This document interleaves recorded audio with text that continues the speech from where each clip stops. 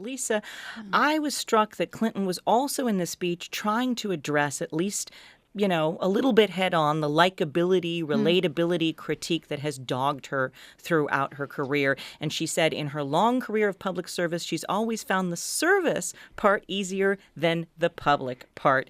I want to know, sure, she definitely seems to strum along with policy more than making inspirational speeches, but does acknowledging that alone dispel the problem that many voters have, thinking she's cold? I'm not sure that Hillary Clinton acknowledging that last night solves the problem, but that was the end of a long, well-planned buildup from Democrats over the course of the last 2 days especially, trying to say, here's who she is as a person. Chelsea Clinton's anecdotes about the notes her mother left her. And I think also talking about Hillary Rodham's family, what her mother learned from her mother's tough struggle growing up, what Hillary Clinton learned about who makes it in life and who doesn't, the values she learned, and even her story about saying you have to go out and take on bullies. That's what my mother told her.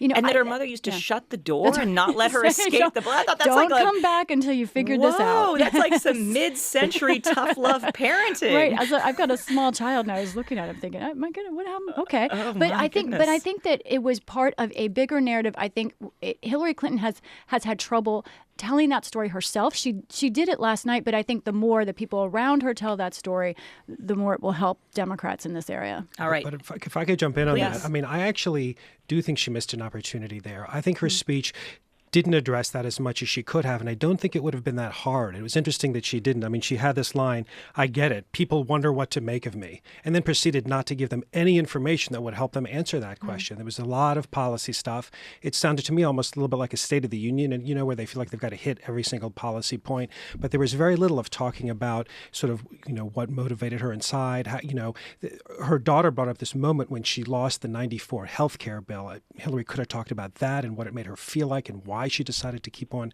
persevering despite that. And instead, she kind of acknowledged the problem and then I thought didn't do anything to address it. See, go ahead. Sorry, I was Jeff. going to say the flip side to that is, she acknowledged the fact that she's wonky.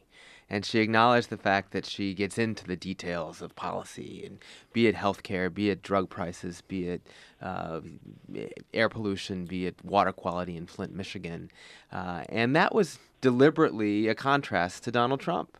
And I think she probably felt, and her team probably felt, we've had the husband, President Bill Clinton, we've had the daughter, we've even had President Obama come up and talk about who she is as a person and what motivates her.